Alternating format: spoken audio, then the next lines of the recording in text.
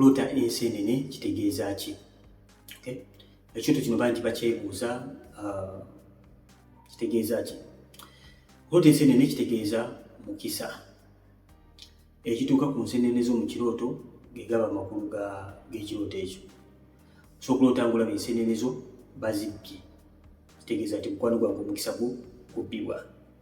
So okulota ng'olaba ensenene zo, okwata ensenene nga nnyingi oteeka mu kaveera, kitegeeza mukwano gwange mukisa. And most of the times omukisa guno ogwa ensenene guli season, nga olaba ensenene ziri season, bwe gukuyitako guba gugenze, omukisa bane gugenda, omukisa tegubeera gukulinda. Okay? Kyekimu n'enswa, kyekitwalira mu mukisa naki? Ensenene n'enswa. Kati kyonna ekituukaako manya mukwano gwange ge makulu g'ekirooto. Waliwo ebirooto ebizenziramu ng'olaloota nga ensenene oba enswa wazironda waliwo bbi, pupu, obukyafu. Mukwano gwange bakulaga waliwo ebipolluting omukisa gwo, waliwo ebitta omukisa gwo. Most of the time is related to sin, ekibi ekitavaawo, ekyo ekibi kiyinza okuba nga kitta omukisa gwo, oba nga ali omuntu omulala alina okuba nga ayonoona omukisa gwo. Oluusi olina ensenene ng'olaba nfu, mukwano gwange manya nti emikisa gyo oteya. Oloota oli ku kiswa okwata enswa naye nga gwolaba tokwata, waliwo wonna bakutte, mukisa kuyita mu ngalo. Kyekimu n'ensenene. Oloota olaba nga ensenene nnyingi, ebirooto bino nzize nga mbiddamu ku birooto nzize nga nziramu ku channel. Naye ng'olaba ensenene nnyingi naye nga gwe tolina ky'okwata, tolina ky'okwasa, ne mukwano gwange mukisa kuyita mu ngalo nga gwe tolina kw'onyweza, sente kuyita mu ngalo, mukisa kuyita mu ngalo. So okulota ng'olaba ensenene zo bazibbye, ekyo nkyogeddekoko, naye specifically oyinza okuba nga obadde obuuza Mukama ku musajja oba boyfriend, omusajja ono Mukama ye mutuufu n'otanga ensenene, akunyakuddeko ensenene zo n'azitwala, manya mukwano gwange oyo muyaaye. Mukama yebazimenye. So ekintu kino ekyensenene kitambulirako mukisa, naye nga bwe nkugambye nti ekituuka ku nsenene z'omu kirooto ge gaba amakulu gaazo. Bw'oloota nga mufu bw'oli naye manya ebyo bintu byonna by'onenese. Kyo kyonna ky'olooteramu omufu manya nti ekyo abazzi kubanga azikiriza emikisa gyo, ataaka. Olina okuba emyoyo gyaki? Emyoyo gy'abafu. Oloota oli ku malaalo gy'okwatira ensenene, Mukama bakulaga nti mukwano gwange watwalibwa, oliko enkwaso ze baatwala ku malaalo. So ekintu kino is more of blessings, but yonna gy'okiraba manya mukwano gwange ewali amakulu gaakyo. Naye bw'oloota mukwano gwange olaba ng'okutta ensenene zo nga nnyingi, ne mukisa gulimu 5. But everything ky'osabira Katonda, ky'osaba mu Katonda, mukwano gwe olina okuba ng'okinyweza, olina okuba ng'okinyweza. Naye obwongo kyali mu kirooto bw'olina ensenene kitegeeza nti kati owangudde, you have to relax. No, kitegeeza nti olina okukeeping on ng'opressinga okulaba nga omukisa ogwo gukwatako. Naw kyebagambye nti kyekimu n'oba ng'oloota enswa mu ngeri yonna bw'oziroota bazibbye, manya mukwano gwo bakufiirizibwa nswanfu, oloota kamukamu, ng'era Mukama bakulaga nti ebyo wano na wali, wetaaga okuba ng'osaba Katonda, okwata enswa emu wano, endala emu wali, tewali, kati osobola okuloota ng'olaba ng'ekiswa kinaatera okubuuka, Mukama Katonda bakulaga nti waliwo omukisa ogunaatera okujja. Beera nga weetegese mu maaso ga Katonda, omukisa ogwo guleme kukola ki? Guleme kuyitako. Mukama akulaga ng'ekiswa kinaatera okubuuka, olaba mwetegese. Balina engeri gye bapreparingamu ekiswa ne bakibikka, kati abamu temubimanyi.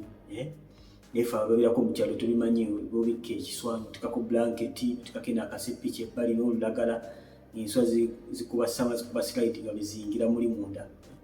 Kati mubimanyi ebyo byonna temubimanyi. So kubanga ekiswa kinaatera okubuuka, manya Mukama Katonda akulaga nti waliwo omukisa ogenda okuba nga gujja mu bulamu bwo. Osobola okuloota nga ogenda okukwata ensenene, babayise bane waliyo ensenene, ogenda okutuuka nga munaye bazikutte ziwedde oba nga zigenze. Kyekimu n'enswa. Bw'otyo nga bigenze mukwano gwange manya kuba kuyitwako, and most of the times kiba kiva ku ggwe mu kweringalinga nga lutti, omukisa ne gukuyitako. Just because Mukama Katonda atadde omukisa mu bulamu bwo tekitegeeza nti by default nti mateeka oba olina okugufuna. Kale abalokola bagamba ekiriba ekyange kiriba kyange, kiriba kikyo as long as you have positioned yourself very well okuba ng'okirisiivinga. Bw'obeera lazy boy, lazy girl, most like okuyitwako, omukisa kusa okuyitako kubanga twepositionize bulungi. So positioning also is very, very important. So okubeera awo tosaba tunoonya Mukama tumenye kigenda mu maaso tosoma Bayibuli ninga bulooza mbu ekiri ekyo kiriba kikyo kubanga tekisobola kubeera kya mulala kuko niwo omukisa bagubba manyi ekyatuuka ku Esawu omukisa gwe bagubba Yakobo muyayi yagubba bageri ajja kuba litegeeza muyayi mubbi Yakobo yagubba omukisa bagubba ab'emikwano yagubba n'agutwala sajja tasigalawo ng'awuluma nayagala omutta naye nga gukoze ki nga gugenze so ekiriba ekikyo kiriba kikyo as long as oli mu position entuufu bw'ati oli mu position oli ku stage nkyamu kwekirindira kyayiseewo dda kama bazibula amaaso babikkulire bannange nime kuyitwako sooka otanga olaba nti mulimu emisota